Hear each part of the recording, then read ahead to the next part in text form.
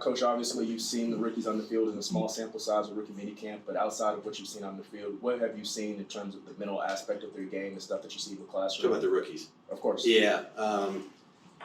It's, and we tried to do this, and you're looking for, we sit up here and talk about trying to build a tough, smart football team that's mature and explosive. And if you're going to try to build a football team like that, then you better identify those qualities in people and see if you can't acquire them. And so I think Dave and Champ and the entire Brandon, the entire scouting department, our coaching staff did a great job of trying to really vet and research all these kids that we had an opportunity to select. And I think the early return on that is really positive in terms of the way they're approaching their day to day.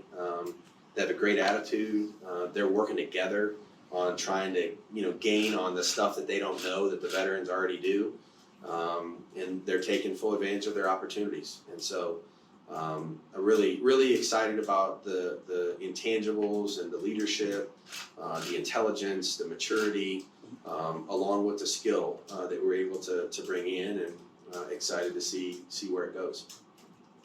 Josh, I know when you talked about the kickoff rule, you talked about everybody's for player safety, and Yep. There's more injuries on the kickoffs. Have you seen data from the league? We've heard the league say that repeatedly, but I don't know that anybody's actually seen data on that. I mean, well, yeah, there is, and what I would say is I've seen the plays, you know what I mean, and not every kickoff in the entire league all year, but I've seen enough of them as we go through one season to the next to see that there's definitely, obviously you have a high rate of speed when you're running down there, and there's definitely some collisions that take place that are that I know we've tried to get out of the game. And so again, sometimes there's going to be some unintended consequences, and so what does this mean for the kickoff and the strategy that people will employ?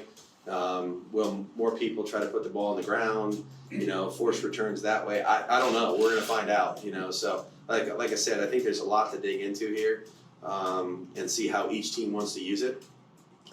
Bottom line for us is if we kick the ball, we got to be ready to cover it. You know what I mean? Because there's no guarantee that they're going to put their hand in the air. So if they don't signal for a fair catch, then we're playing football as football has been played. And so each team will have an individual decision and a choice to make on that. And like I said, until we see the whole entirety of the rule and what those ramifications are going to mean to us, it's hard to necessarily sit here and say exactly how we're going to use it yet. Josh, you're going to have a familiar face sitting up in the owner's box, it looks like, pretty soon with Tom Brady behind him, or at least going to purchase part of it with Mark. How strange, how cool, how interesting is that for you to look up there and see Tom Brady as an owner? I mean, look, I think everybody knows how I feel about Tom, the person, so if that comes to fruition, obviously I'll be incredibly excited about just, him being somebody that's in Raider Nation and has a vested interest in us doing as well as we can do and trying to bring a championship football team here to Vegas. And so, again, I don't know exactly where all that stands. I think that's a question that's way above my pay grade in terms of that stuff. But obviously had a great history with the player and an even better one with the person. So it would obviously be a tremendous honor to partner up with him again.